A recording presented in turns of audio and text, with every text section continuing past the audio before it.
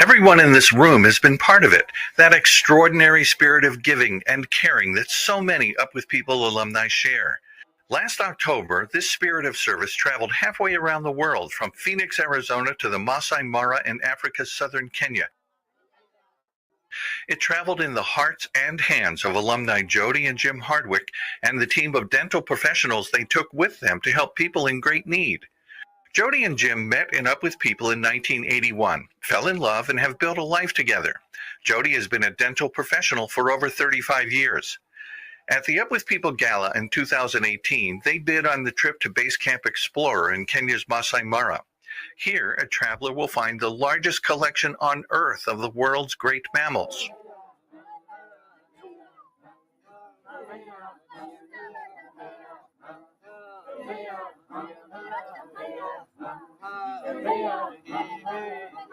As for many who travel to this astonishing place, Jody and Jim found that the trip was life-changing. They were enchanted by the Maasai people, the wildlife, the land,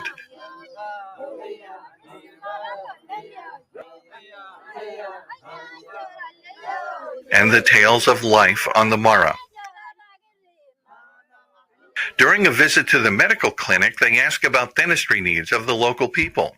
Their guide answered by pointing to a painful hole in his tooth. The need here is desperate in a region where money is scarce and dentistry is often archaic self-treatment. Jody and Jim raised money to assemble a team of 2 dentists, 6 assistants, and 25 bags of equipment and medicines. This past October, they and the team arrived on the Mara. In 4 days, the team saw 191 patients and performed 258 procedures. One young man rode a bicycle almost 2 hours for treatment. Small children came alone. People who'd lived with unbearable pain found relief. The Maasai people were extremely grateful and eagerly await the team's return in 2021. The adventure of Base Camp Explorer, the wildlife, the Masai Mara awaits you. The unknown tonight is how your life may be enriched once the magic of this place touches you. Welcome, Jambo.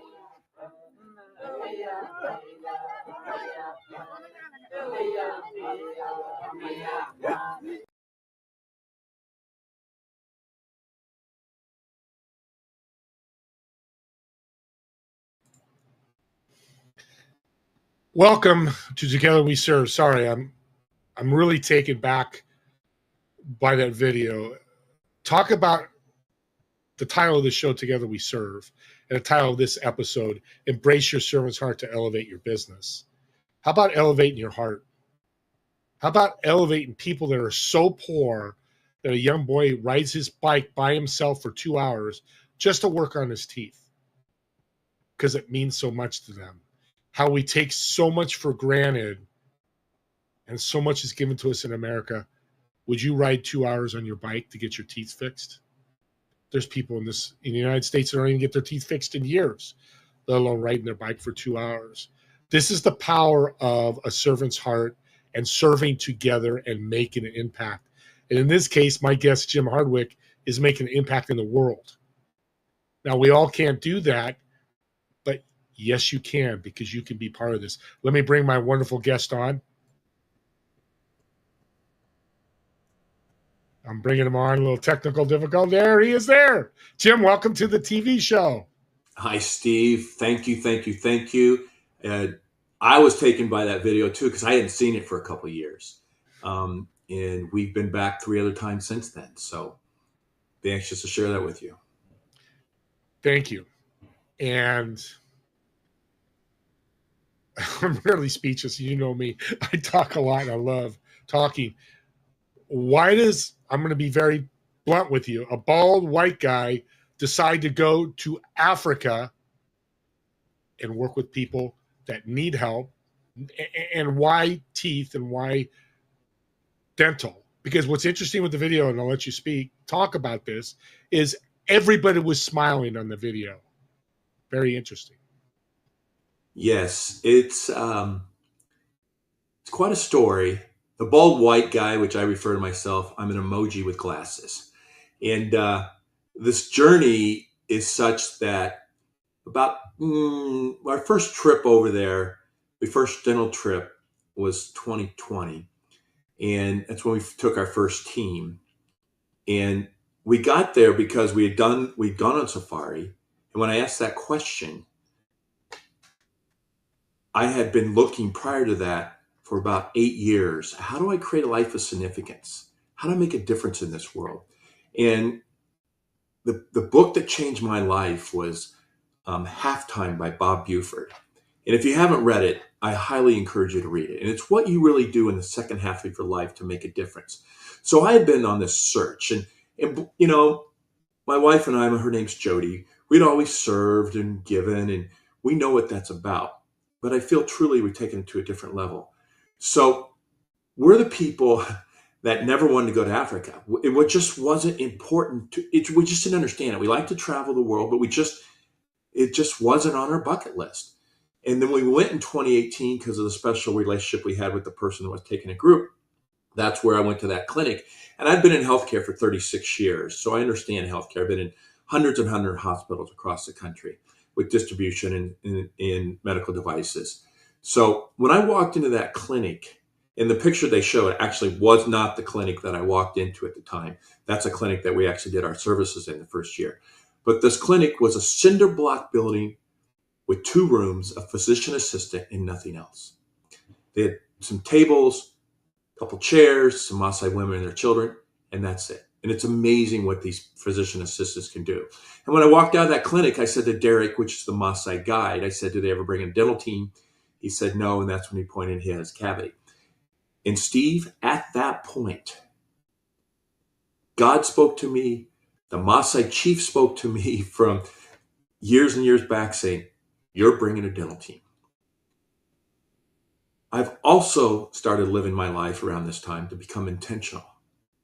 Because in the past, before intentionality kicked in, I call it intentional servanthood, I would think thoughts like that, but then I wouldn't react. And so 5 years would go by, and be back in the car back in the United States going, it would have been cool to bring a dental team, but yeah.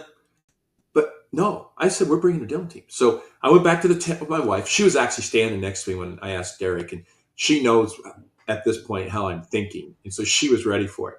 And when I asked her, I said, honey, which is the pivotal question, because she's a dental hygienist. I said, will you come alongside me if we bring a dental team back? These people have virtually nothing, and we have so much. And, to me, anybody in America has so much, period. And she goes, absolutely. And that's where we brought our first team back. And 10 months later, we brought a team of 8 people. We set up in a tent. We brought all our own supplies. We had no idea what we're doing. We were boiling our instruments, putting them in bleach. We saw 191 patients. And my goal was to take one person out of dental pain. And we far surpassed that. Fast forward, we just got back after our 3rd trip in March. In 4 days, we saw 291 patients and extracted 203 teeth in 4 days. 69% of these people were in pain. The average income in this region for the Maasai, which is the indigenous tribe, they're the warriors. Those are the ones that jump. They're the jumping folks. They're the ones that are most well known in Kenya, even though there's only 1 million out of the 52 million people. The average income is $1,000 a year. Wow. And what that means is for them to get access to dental care, they got to go 45 or 65 kilometers. Most of them don't have transportation, if not all, majority. They have to take off work. And it's going to cost them between $75 to $100 when you extrapolate all those things together. So they're going to pay 10% of their income for the entire year to go work on their teeth. So what do? They find somebody with a pair of pliers. They grin and bear it. They go through pain. That's an issue. And now what we're seeing as we're going over there is candy and soda is destroying the kids' teeth. My wife saw the little girl. She had a cavity on every single tooth. It was just black, black, black. And unbelievable, she's not in pain. but it's because of the what they're eating, and they don't brush. So our goal is to continue to do education, create sustainability, and I'll talk about that in a second, and take people out of pain. So the full evolution on this is we are building a clinic over there.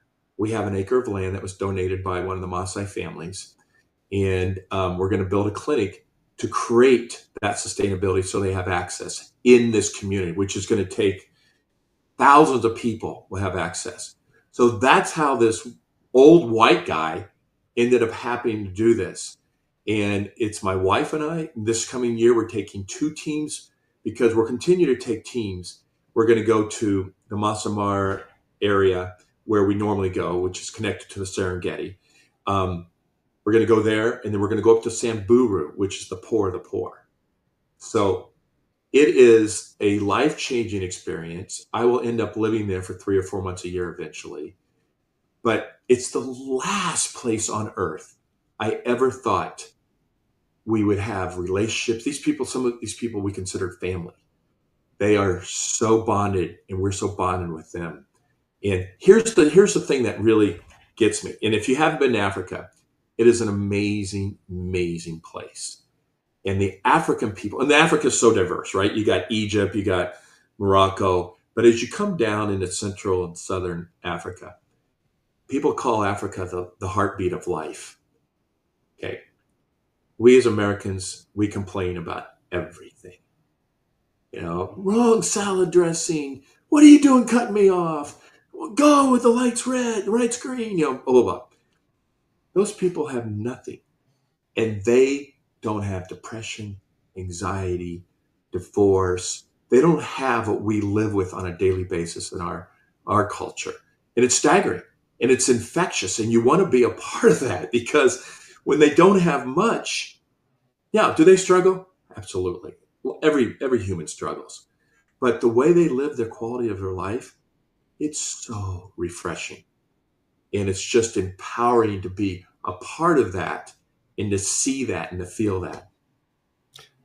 Together We Serve, again, is the TV show. And I'm bringing that up because the Maasai people had to accept you as well. So it had to be a full community of you bringing in these Americans and them. How'd that happen? Were you partnered up with the Maasai? Well, I got to tell you, the first time this gentleman that took us over is involved with Base Camp Explorer. Now it's called Saruni Base Camp. It's one of the top base camp safari camps in Kenya, if not the all of Africa. And so they are very much, they've co-partnered with the Maasai. So all their employees are Maasai. And Spine Williamson started this like 25 years ago. And that's when he created safari camps to create animal sustainability and also create jobs. And then they also do tons of community service. So when we said, I went to this gentleman by the name of John Parker out of Denver, tremendous man. I said, John, Jody and I want to bring a demo team. Let's make it happen. He went back to the powers that be, and then they went to the people, the people around Kenya that have pull. They said, nope, no way. They're not coming. They can come and talk to the schools, but we don't want them. And the reason is because they had a dental team there before, and they did not, I'll just be blatant, they didn't have the heart to serve. They had the heart to come, do dental work. People left and had pain afterwards. They were there to play and vacation on the guys doing a dental work. And it was very, very sad. But John is so obstinate. He said, they're coming. I'm putting this on, my word on this line. They're coming and they'll do a job, the job that you want them to do. And so he was able to get it to be pushed through, and we blew their socks away. Our clinicians are so dedicated. We're working 8 to 9 hours a day. And put in perspective, an average dentist, a general dentist, pulls 3 to 4 teeth a month. Our dentist that went with us last trip in March, he pulled 103 teeth in 4 days. Their hands are shaking. These Maasai have deep roots. And so to pull their teeth sometimes. They are just, and their hands are all numb.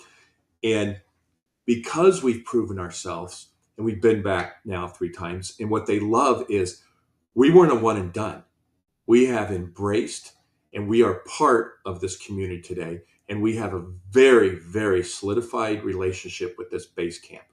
And that's how it started. But if it could have easily been shot down, and I wouldn't be telling my story today. Yeah. And that's, again, servant mindset and together and community and all that. When we first met, you said something I'll never forget, how much this has changed your business life. How has that happened? Well, I live every day trying to figure out how to serve others.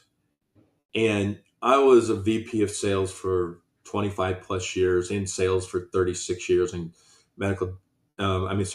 healthcare distribution, medical devices. And now I'm a sales consultant for the last 4 years, having the most fun I've ever had.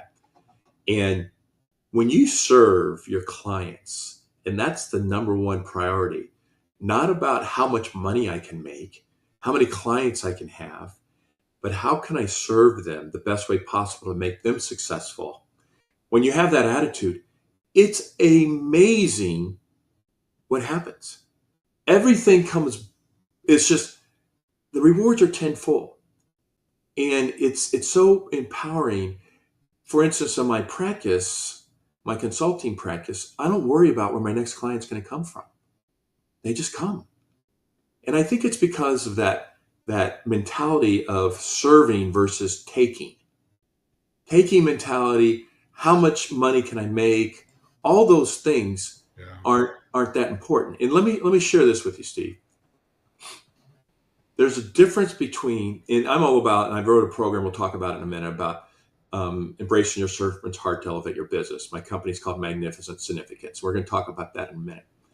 But the difference between creating a life of significance and success is, and I love this, success is all about me.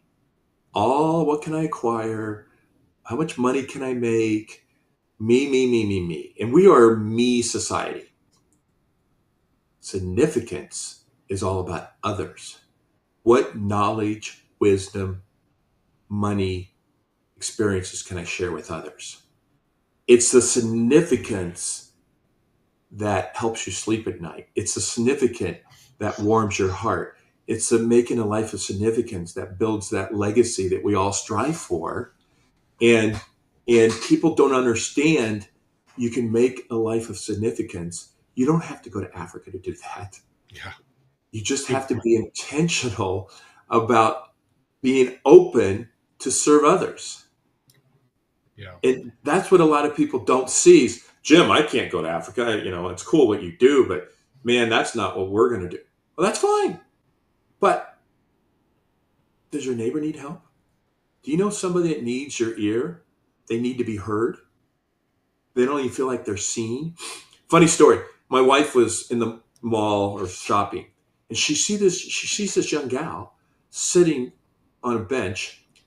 And, this is just, to me, divine intervention, but she got this tug to say, go hand her $20. Now, why would you get that?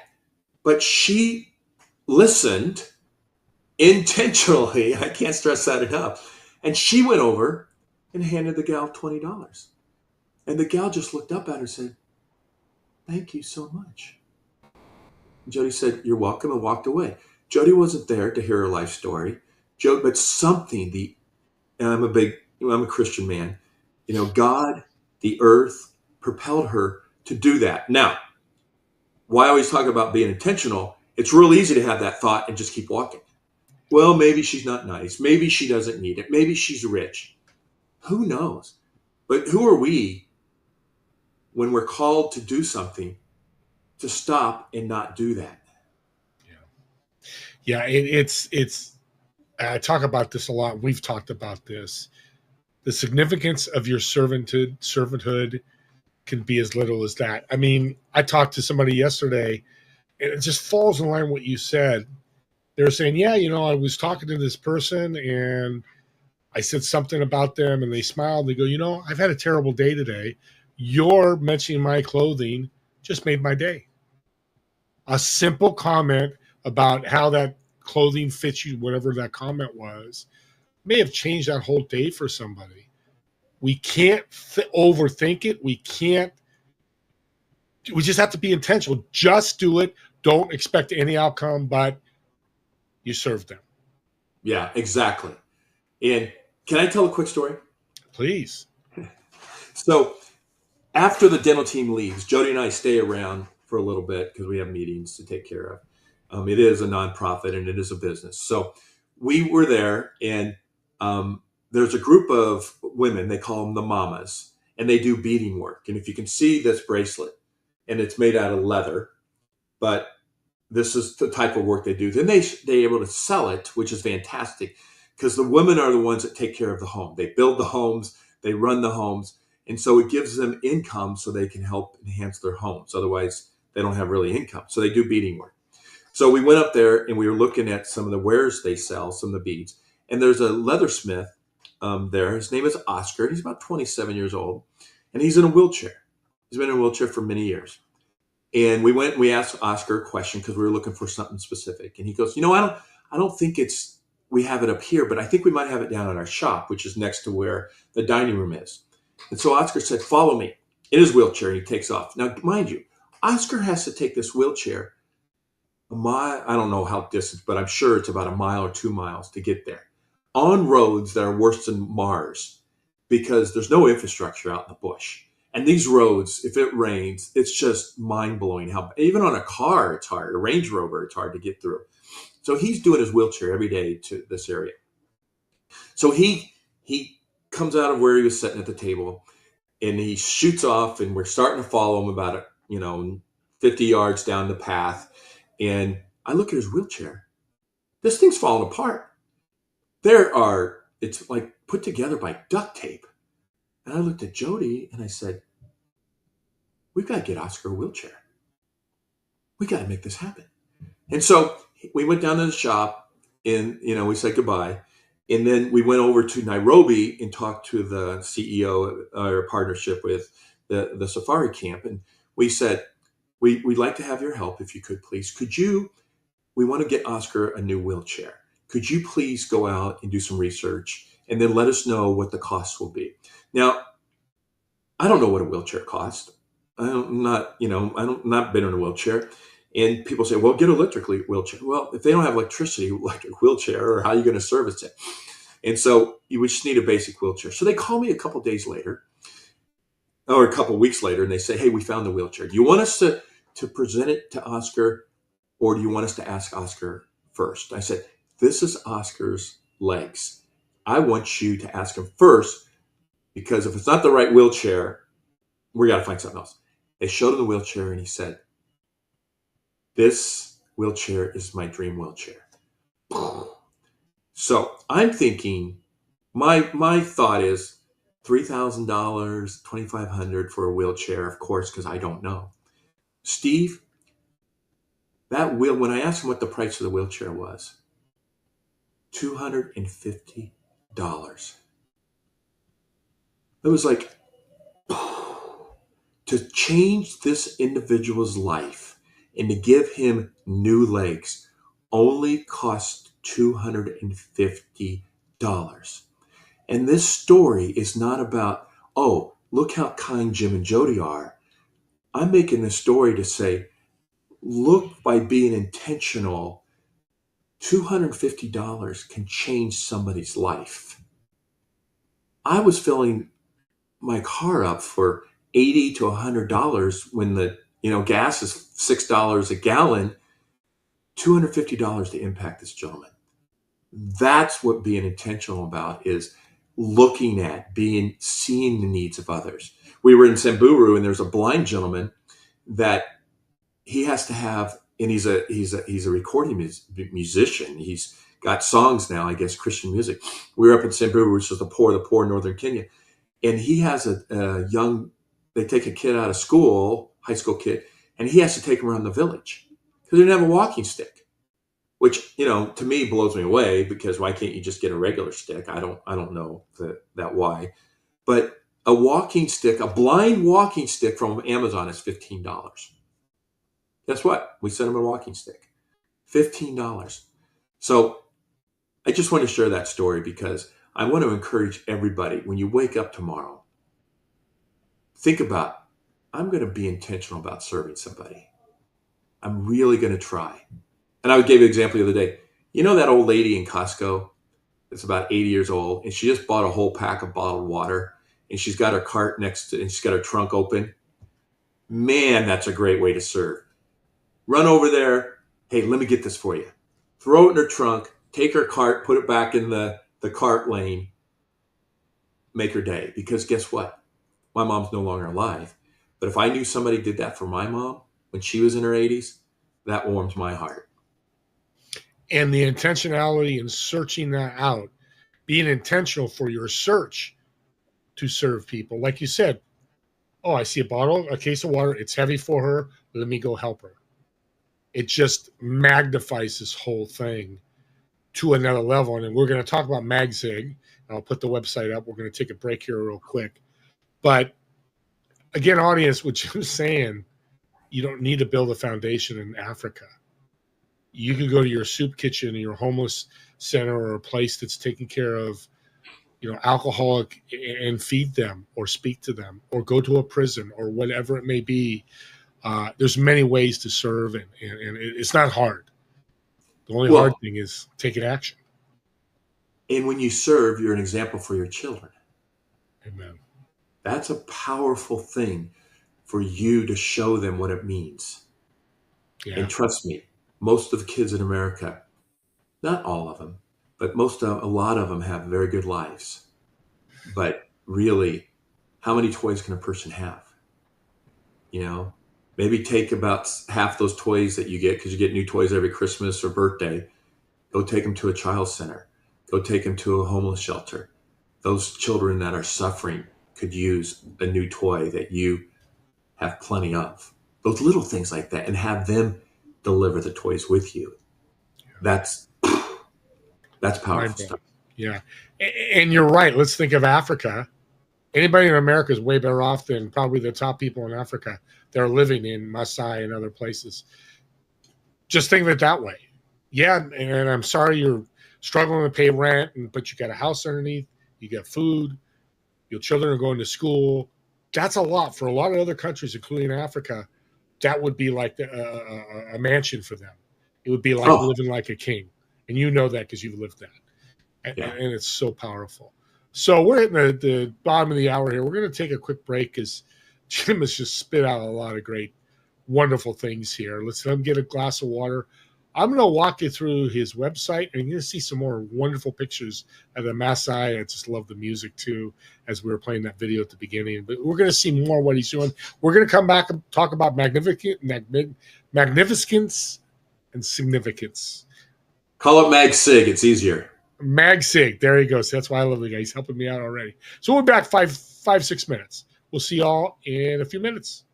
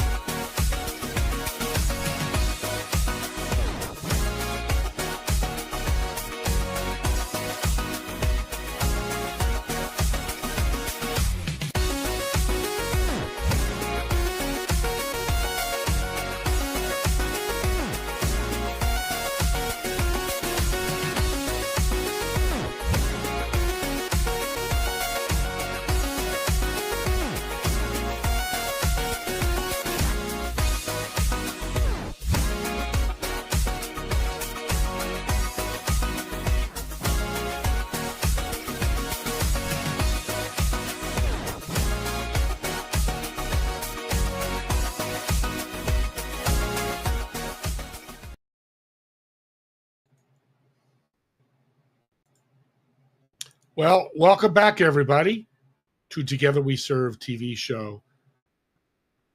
Such a powerful message that Jim has put out with this trip to Africa. And I want to put out, he's going to let you know how. But you could be part of this trip as well. He is looking for people to join him on the next venture. He's going to give you dates. They just had it in September a month ago or a few weeks ago. They just were out in Africa.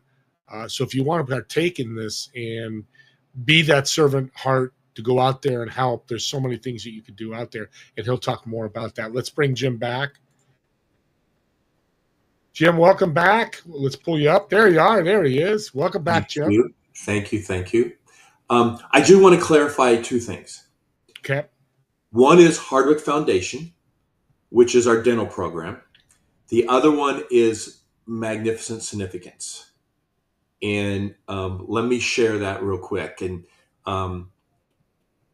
so when I got back from Africa and we started doing this work, especially the dental work, I started thinking, there might be a story here. There might be a way to share what it means to serve with others. And I'm a sales guy by nature. So, and I say this quite often is I wasn't in, nobody wants to hear another sales guy write a book or sales talk. Yeah, if you need sales help, seek them out. I mean, I'm a sales consultant for heaven's sakes, but there's about 50 million sales books that are written. So go out and pick one and read it and follow it. So I started thinking, how can I relay or bring together my service with and help business owners with my story? And so which I think all people should do, if you're not an expert in something, you need to hire an expert. So I hired a coach and I hired an editor. And I spent a year writing a program called Embracing Your Servant's Heart to Elevate Your Business. And Steve showed some of that there's 4 pillars and there's 16 different sections altogether. And the pillars are the mindset reset, reigniting your passion, manifesting the art of trust, and champion magnificent significance. And it's really, the whole program's about how do you create that servant attitude? What do you need to change in order to think that? How can it impact your business, your employees, your family?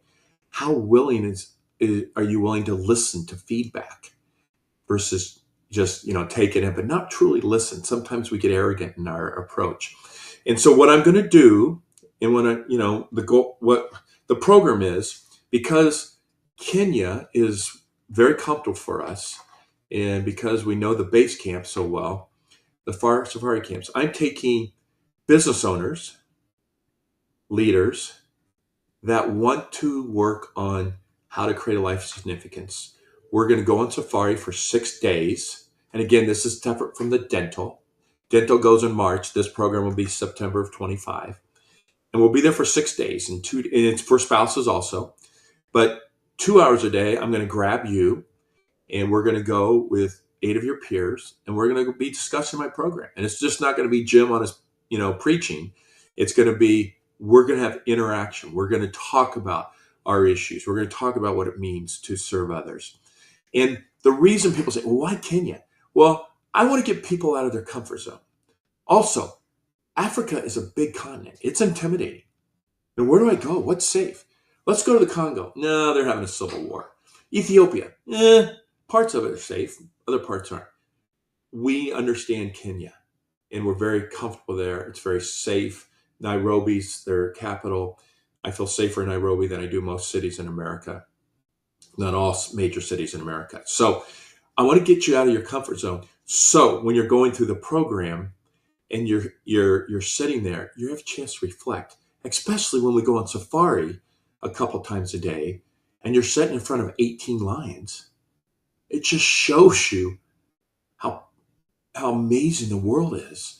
And then you can reflect on what a difference you want to make in your life. The other reason why I want to encourage people to take their significant other is, if you're really intentional about this, you're going to make some changes. And your spouse might be going, what's going on with you?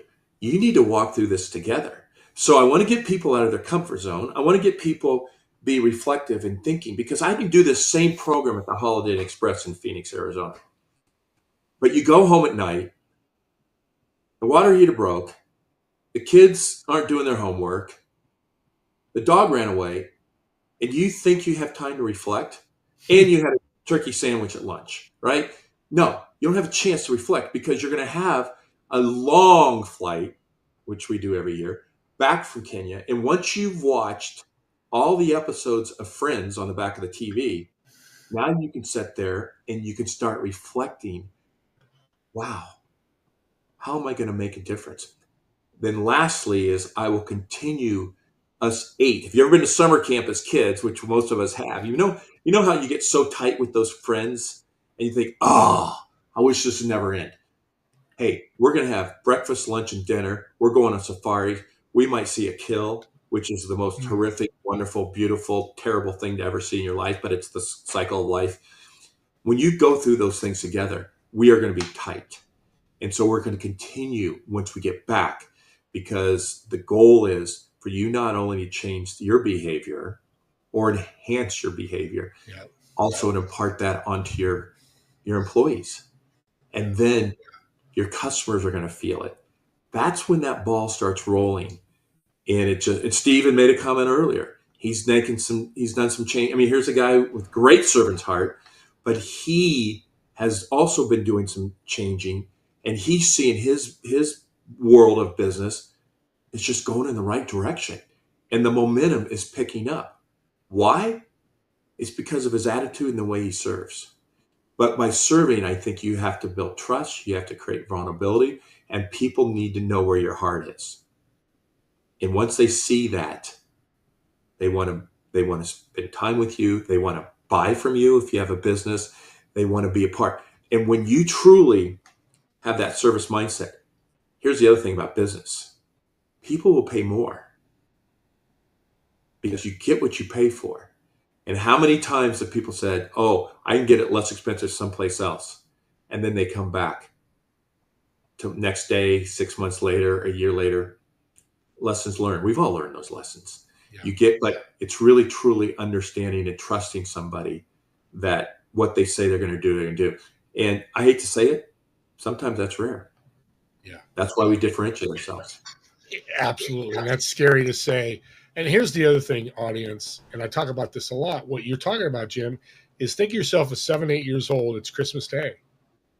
And you're running down to that tree. You're getting up at 6 o'clock in the morning. You never do because you're a kid. You will sleep in.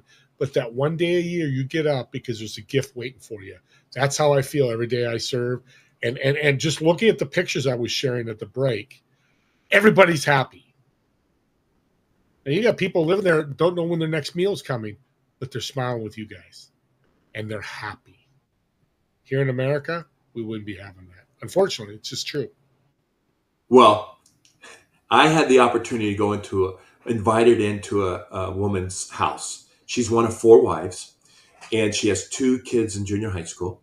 She lives in a dirt home made out of cow dung and dirt. And it's a room, very small house, all made out of dirt. Their clothes are completely clean. They have virtually nothing. She's got a steel box to keep all their possessions in. They cook a fire right in the middle. So that's where the kids do their homework at night. There's 2 small little vent holes on each side where not windows, because they don't have the technology to build the windows. And I hit my head on the ceiling, and dirt comes down on my cap and all. And I was so humbled by that experience. I walked out of there with tears in my eyes. And then I walk out to all these little kids laughing and playing, everybody smiling, like you said. And I said to the guy that was doing some filming for me, I said, whose life is really better? I was so humbled in that moment. It was unbelievable. And so that's impactful. And that's why when it just makes you want for us to go back and to continue that and to see what they have. And sidebar story, there was a woman, her mother was sitting there doing some beading or whatever. And she can't walk to town anymore to do beading because when she was washing her clothes in the river 6 months earlier, a hippopotamus came up and broke her femur. Now, how many people do you know that the hippopotamus broke their femur. Hippopotamuses are mean. They don't eat people, but they kill more people than any other animal in Africa. That's a good trivia question. So if you ever are playing There you trivia, go. I so, just won my trivia contest. there you go. And let me ask you, Jim, because as you're telling the story, you're walking, you're hitting your head, you sit down, and you're talking. How long you spent? An hour or two there? Do you remember? Yeah. So let's say An it's hour or 2 two. hours. How many times did they complain? Oh, they don't complain. They just They never don't know. complain. I don't know if they know what complaining is. There Because you that's their go. life. That their life. If you don't have anything and nobody else around you don't have anything. I mean, they got a roof over their head. They raise cattle and sheep and goats. Those are their possessions. But if they don't have all the materialism and they do have food and they have a roof and they have health, if you scrape it all away, what's there to complain about? Amazing. Well, no, it is. And think about, audience, I want you to think about this. Whoever's listening or recording, I was just on a Zoom this week and they introduced, oh my God, I've been flu and I've had the sniffles. I had to be in bed for 3 days. Complaining. But here's a family that lives in a small little hut made out of dung, and they're as happy as we could be at Christmas Day. It's just perspective here that I really want to make a point of. Hope you're getting it, that I'm getting. And when I first met Jim, this is the perspective I felt. And I told him before the show, he's changed my life because he's led me, and I've been on the path, but sometimes we need that little motivation. We're human. God made us fallible for a particular reason. So I can lean on a Jim Hardwick and go, God, what he's doing, I got to follow that path. So I want to jump in the foundation before we run out of time here, because that's the dental part. How can people help, and what's that all about? Yeah. And thank you so much for that. We are in the process of raising money for our clinic. The goal is to raise $600,000. At $400,000, we break ground, and we can build it probably for that, a little bit under, but then we got to have the money for the sustainability. And so you can go on the website, it's shown below, hardwickfoundation.org. And here's the cool part, people. We've got 255,000 raised already. We're so close. I see all this political stuff going on in America. They're spending millions. I need, 600,000 to create a life of stability for healthcare for next 30 years, and hopefully my grandkids will take over someday. And that's what we're doing. So here's what I could ask. If it's in your heart to give, great. Or to pray for us, thank you.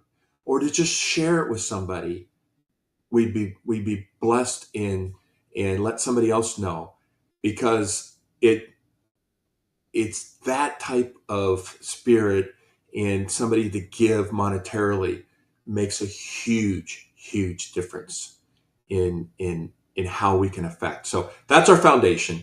We're still going to take dental teams every year. And one of the reasons we take dental teams, and we're going to continue to take and go to different places in Kenya, is because not only do we impact the people from a triage standpoint and go in and just, bam, handle the pain, mostly extractions and fillings, but we also, it's the people we take. We're taking 26 people next March.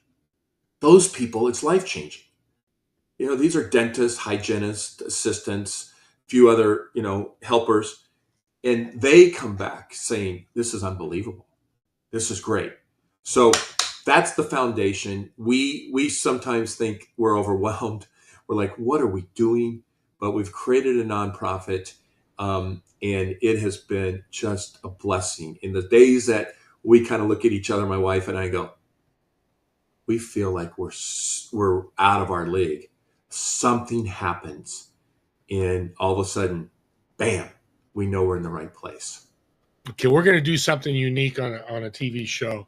I'm going to donate right now, and you're going to watch me live do the donation. If I can find, there he is. So you can see it. I'm sharing, right, Jim? Am I sharing the screen? Yep. So I'm going to donate now $30. Thank you. So I want people to follow my lead. And I'm just going to do PayPal. Nobody cares. I don't think you're going to be able to see any of this. Sure not. Oop. Cancel. Bear with me. So, Jim, what is why should people donate again? By donating to our foundation, you are impacting people that are in pain and making a difference in people in the world. And rest assured, 99.9% of everything you donate goes to Kenya. We do not take a salary. And the full disclosure, the only thing that gets paid, the money for myself and my wife's flights to Kenya. Everything else goes to the organization. And I think that's important to understand. We're a nonprofit, and most nonprofits have an employee, but we're not that big. But we want to create and let people know where your dollar goes. And so I'm sharing that because that's that trust I want to build. It's set on GoFundMe $32,000. That's because we really have two different funds. We have the foundation fund for the hospital, and then we have our annual tour funds. But it all goes to the right place. But Steve, thank you for that. And so you see, everybody, I'm one of 82 donors. I did the $5 tip to GoFundMe. I'm actually going to put the link in the chat. I'll pull this off because we don't need to see that anymore. So if you can, we're not saying you have to, but if you can and you can donate, I'm going to throw it on the actual GoFundMe link. And I'm going to share that while we're closing up here. So there it is. Go follow my lead. No shame here, everybody. I'm not trying to shame you. I'm just telling you I'm going to practice what I preach. The servant's heart. This is a powerful thing that he's doing. It's more than a thing. It's this journey him and his beautiful wife are doing. And, give her a hug for me. I'm going to say that publicly because she's a big part of this as well. We got a few minutes left. Let's have some fun. While you guys are out there donating, I want to ask you a special question. Okay. So I've just reserved a Gulfstream for you to travel anywhere in the world. It's got 4 seats. 5, because I want you and your wife to go, because I love your wife. I'm not married yet, but I can't wait to. So you have 3 empty seats. Dead or alive, who would you invite, and where would you fly to? Invite Gandhi and, of course, Jesus, but that's usually the go-to. Gandhi, Jesus, and Abraham Lincoln. Where are we flying? Excuse me? Where are we flying to? I would fly to, I've been to 41 countries, and they're all special. But most recently I was in, that's so hard because everything, I'm sorry. That's all right. I would say because I was just there not too long ago. I think I would fly everybody to Switzerland. Beautiful. Switzerland is such a beautiful, cool place, and it's clean, and it's kind of the neutral place of Europe. And with the world wars, Switzerland didn't get that much involved because they have all the money. So they kind of arm's length from Switzerland. So it's kind of a neutral place, which would be great for those 3 individuals. Well, and they get great chocolate too, by the way. I'm sure there's great chocolate in Switzerland. Yeah. Jim, I want to thank you. It's been a blessing meeting you way back when. It's a blessing to have you on. We're going to do some things together. This May donation, there's much more that's going to happen.